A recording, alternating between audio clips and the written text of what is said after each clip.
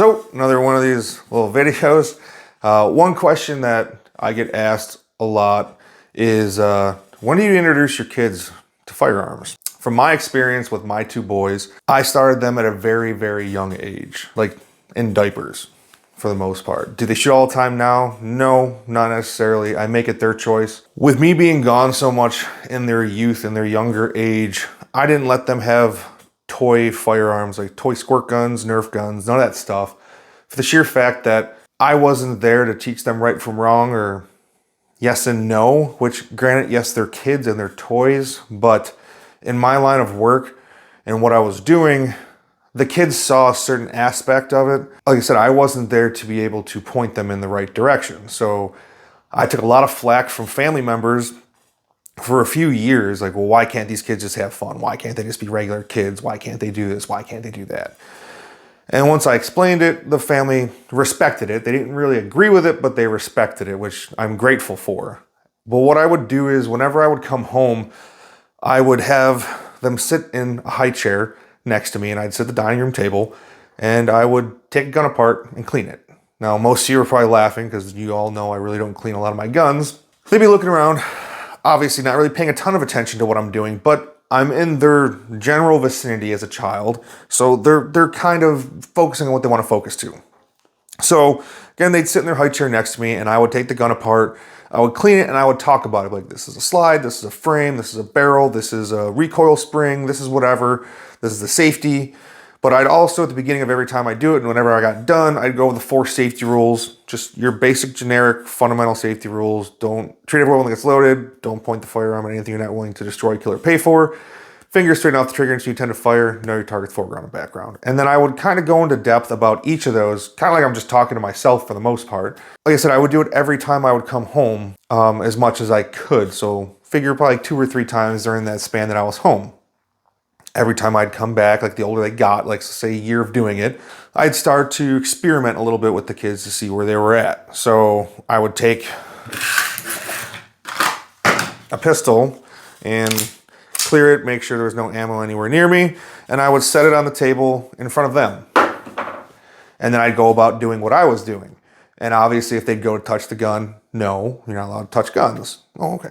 And then the next time, do it again. Dead. No, you're right.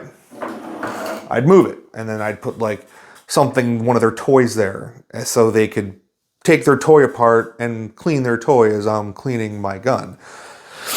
And then so on and so forth again. Put the gun there. Dad, that can't be there. Well, why? Because I can't touch guns. They're bad. Like, okay, move it away. Next time, put the gun there. Dad, that can't be there. Well, by this time, they're probably like 3 years, 4 years old. Can't be there, Dad. Okay, we'll move it. No, I can't touch guns. Exactly the answer I was looking for. Next time, put it there. Dad, that can't be there. We'll move it. I can't touch guns. No, but I just gave you permission to. I don't want to. Got it. So then I'd move the gun.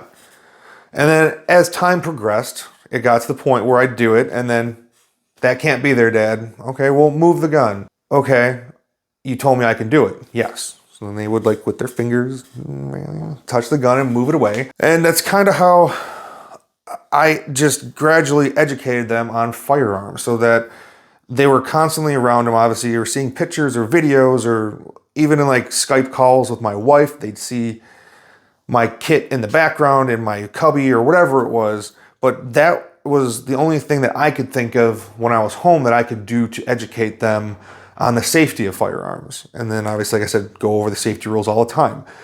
So me sitting there cleaning the guns with them, they got to see it more, they got to understand it more, they got to hear the parts of the guns, they got to see me clean it.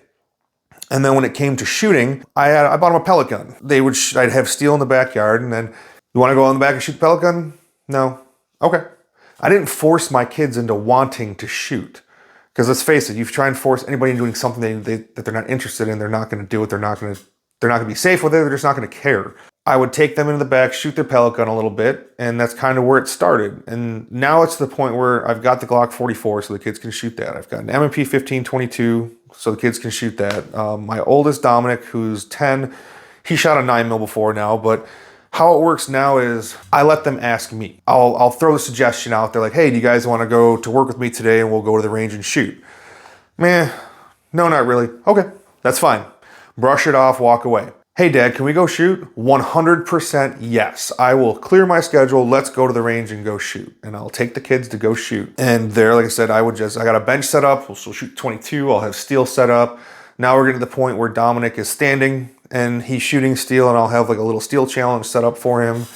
But like I said, when it comes to kids and firearms, in my opinion, it's breaking that curiosity. And that's where a lot of people fail with their children, is breaking that curiosity. They don't talk about it. All they do is they say guns are bad, don't touch them. And for some kids it's okay. For other kids, it doesn't work because they're curious. Me, I was one of those kids. My family wasn't huge into firearms. Just wasn't a thing growing up, especially then moving on to the country, it still wasn't a thing. But all my friends' dads all had guns behind their doors in their bedrooms. I mean, they're talking late 80s, early 90s. And we all knew, don't touch the guns. All right, like they talked about it, guns are bad, but that's all we knew. Whenever we got a chance to use the guns, we did it because we were curious for them. So like I said, my thought process with it is if I talk to the kids or my kids about it as often as possible, they're not going to be as curious to go or prone to do something potentially dangerous, hazardous, or deadly because they understand firearms, they understand what they do and what they don't do. If they're over at someone's house and one of their friends like, hey, come check out my dad's guns. Guaranteed one of my kids is going to be like, no, absolutely not. There's no adults around. Like, that's wrong. Don't do that.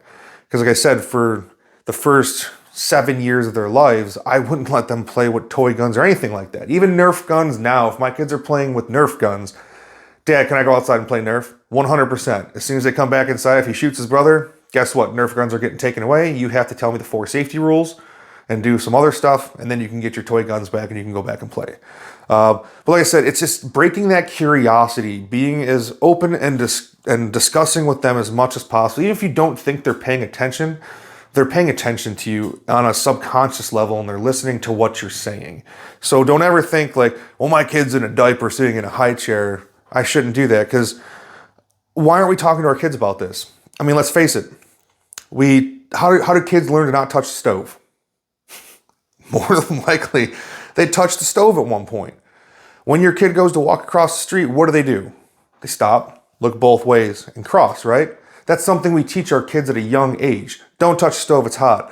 Don't cross the street without looking both ways or holding someone's hand. Like, that's all basic common knowledge on surviving as a human being. So why the hell aren't we teaching our kids to be safe around firearms? Why is it such a neglected part of our lives if we own firearms? Why are we not talking about them with kids? Like I said, we teach them to look both ways across the street.